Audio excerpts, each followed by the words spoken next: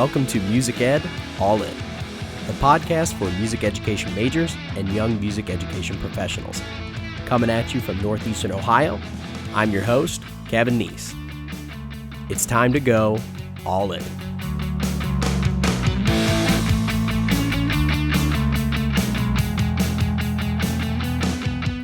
Hey, what is going on, guys? Thank you so much for tuning into episode 6. And today we are talking about getting out of your comfort zone. When I thought of putting this podcast together, I kind of laughed a little bit because I know for the people that are close with me, I definitely have strong opinions of things, and, I like to do things a similar way. Once I figured out, a solid routine that I see is effective, it's efficient, I gravitate towards that, and then I want to keep that going. For an example, I am the kind of guy who finds a pair of pants that I really like, and you better believe that those are coming home in every single color. But with that, that's not a bad thing to have, but it's always good to get out of your comfort zone. So to gear this conversation for today, we're actually going to gear this through, an undergraduate experience, and we're going to talk about, diving into when you're in your young careers and, as you develop and move forward, how you can apply some different comfort zones and stretch that comfort zone out a little bit more. So let's talk undergrads first. I know when I was an undergrad, I'm an, instrumental music major. I'm a trumpet player. And typically, as a freshman in college, you kind of stick with what you know. You're excited. You're trying out new things. You're seeing different kind of ensembles perform that you maybe never had the opportunity to see before. My advice to you would be, if you are a band person, sing in some sort of university choir, and vice versa. If you're a choir person, play in a university band on maybe a beginning instrument. Maybe you were a choral major, but maybe you marched, in high school marching band. Pull that instrument back out. Or maybe you've never played an instrument before. Pull one out and play it in, your U band. Usually it's some sort of university band where it's community members, non-major players. And the same thing with chorus. If you're an orchestra person, pick one. Do something different. I know when I was in undergrad, I had the great opportunity to sing in Choral Union, which was a very cool ensemble that had community members, undergraduate, master students. I think there was a couple doctoral candidates in there, people that just wanted to simply sing.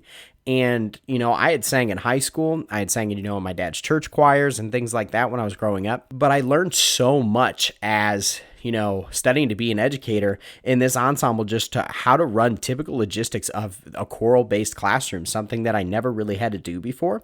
And after taking that ensemble, I learned so many great features on what to do, what not to do, how to warm them up, how to, kind of get stretched out. Because again, a vocal ensemble, you're using different muscles and things in a very different way in relationship to band. Another thing, for our undergrads is get out of your comfort zone with, the different student organizations that are on your campuses, whether it be like an honorary fraternity or possibly, your NAFME chapter, your NAFME chapter, or maybe it's your MEA chapter if you have one through your university. Whatever it is, definitely check those out, because those aren't only ways to stretch your comfort zone and, meet new people, but you're networking. You are early planning to get, in positions for future jobs and future interview lists.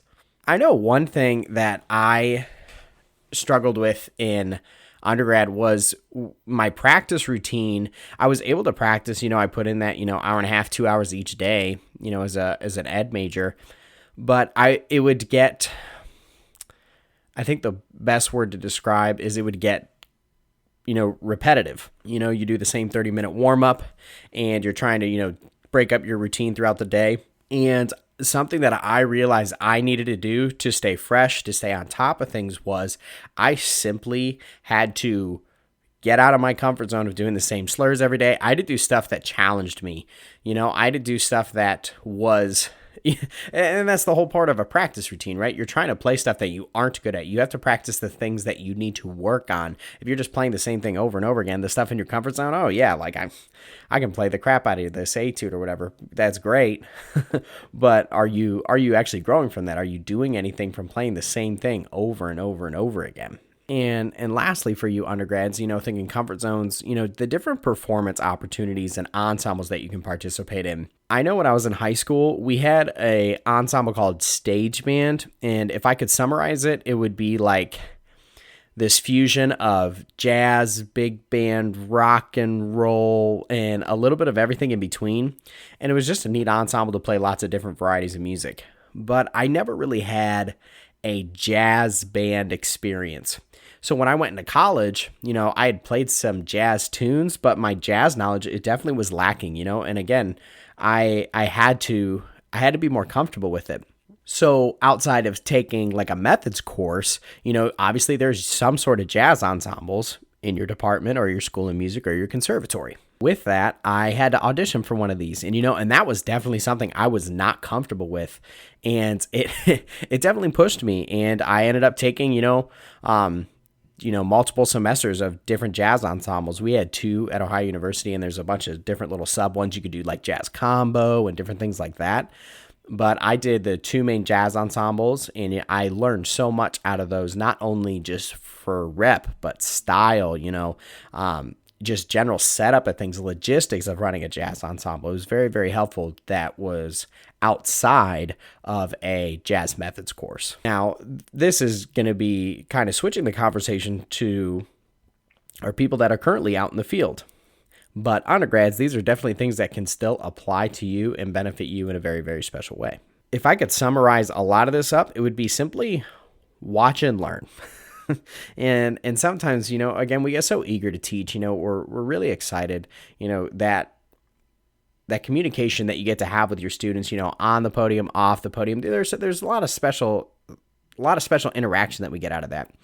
But if you get the opportunity to watch others teach, sometimes it brings our attention level to, oh my gosh, why do I do it the way that I do? And it's, again, getting out of our comfort zone and starting to see like, wow, why do I do it that way? Because he's doing that way, or she's doing it that way, and that's really good, and it makes a lot more sense than what I've ever done. Now, on the flip side of that, if something you have works, don't ever do something that's not you. You don't want to, fake it and try to present it to your kids. Be like, yeah, if you're a really, kind of a soft-spoken person, and you just start kind of, going off the handle, like running around the room like a crazy person, kids will kind of probably be weirded out, not respond to that as well. Or, the opposite of that, if you're usually, very high energy, kind of teach with your hair on fire mentality, and you go to this very, very soft-spoken, very soft place, that's, stepping out of your comfort zone, sure, but it's losing who you are as a teacher. Be careful that when you're doing these things that you're not losing sight of who you are as a teacher, as a person. So going back to this watch and learn thing, on one of our last podcast episodes with Dr. Traxel, he had said something that kind of stuck with me going into this one as well. He talked about watching different conductors and different ensembles and how they rehearse and, their mannerisms on the podium, what they're doing.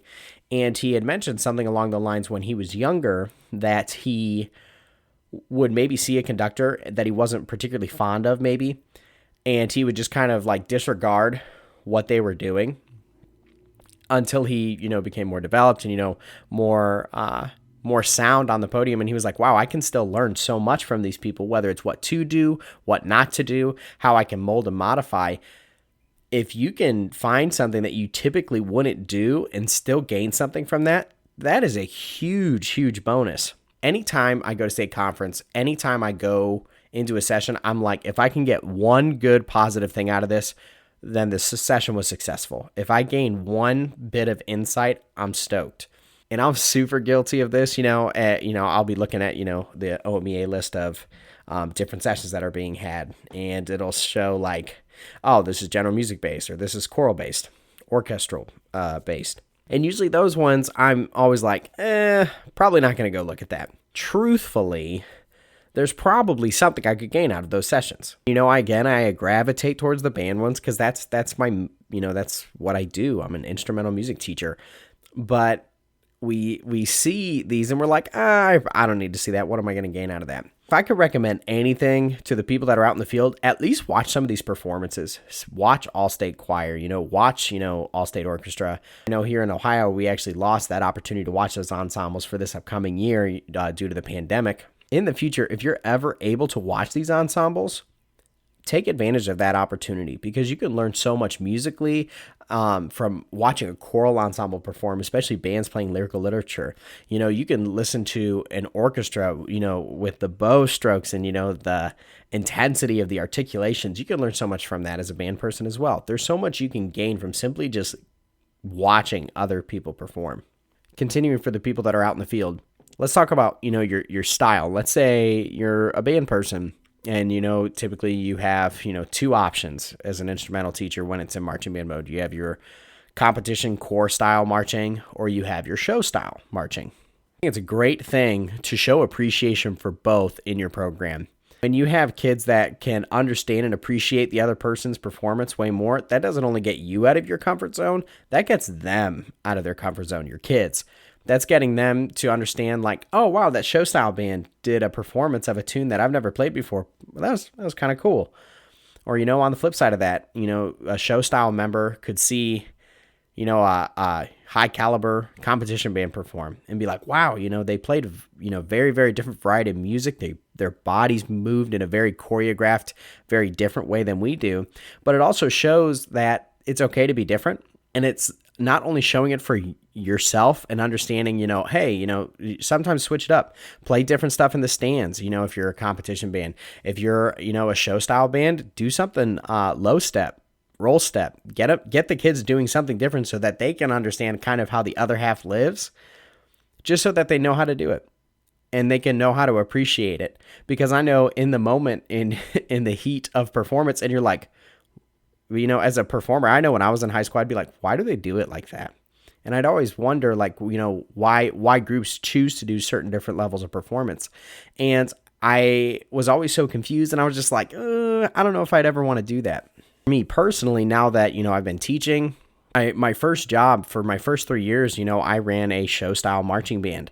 And then I switched over to Nordonia schools, and I'm the assistant director of bands there. And it's a, very competition heavy, very core style marching band. I'm very, very happy that I did decide to take this job because I've learned so much just kind of how the other half lives and, what logistics those programs go through on a daily basis. It just simply makes us more well-rounded to see how everybody operates, what everybody's doing, how you can develop more, not only as a performer, but as a player and a teacher.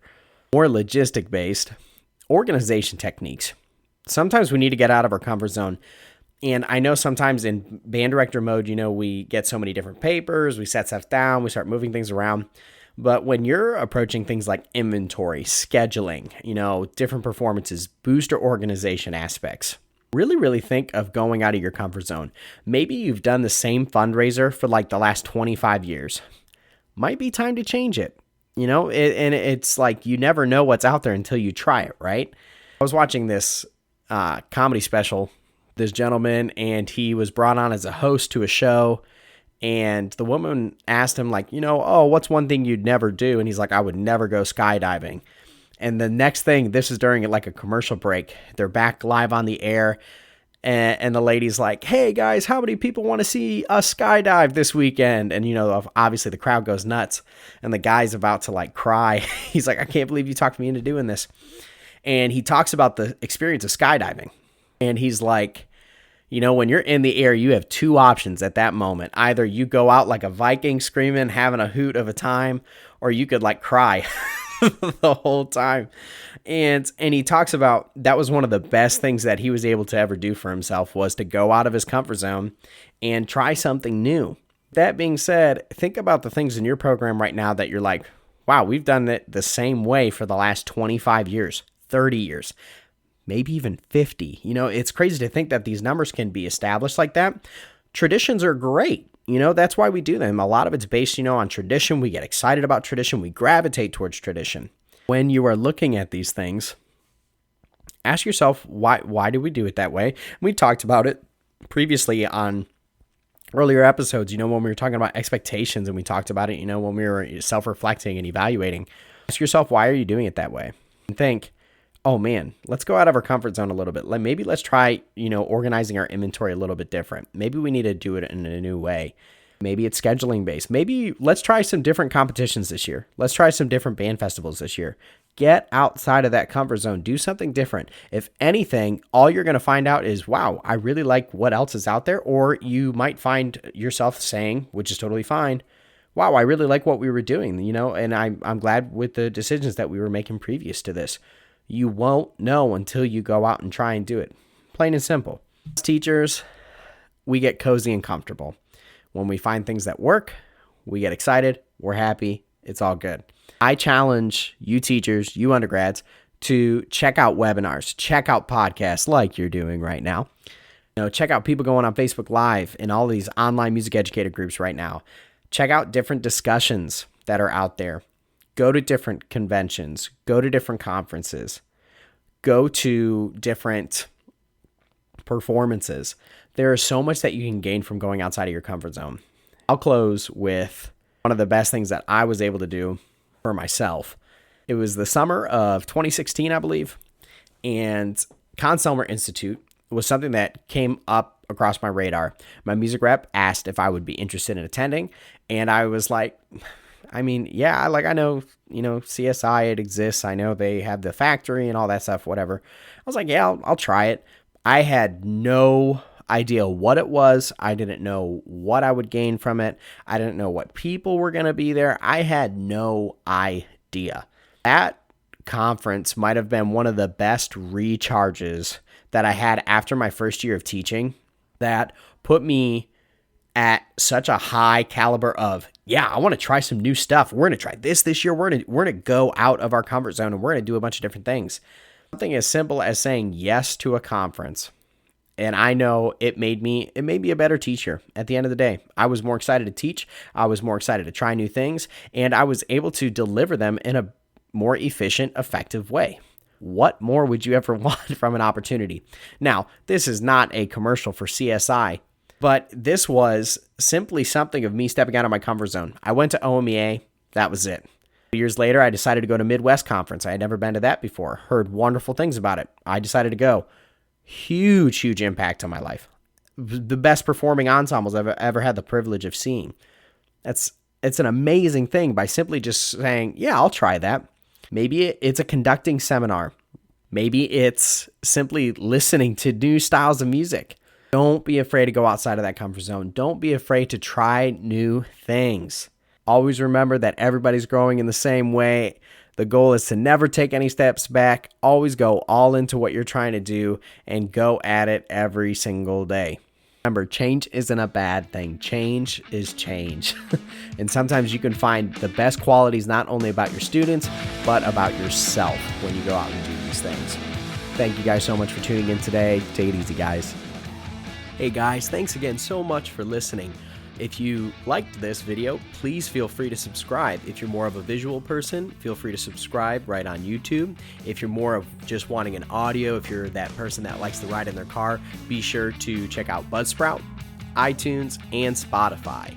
If you like to email, feel free to email musiced.allin@gmail.com. Don't forget to like the Music Ed All In Facebook page for updates, trailers, and more. Take it easy, gang, and always go all in.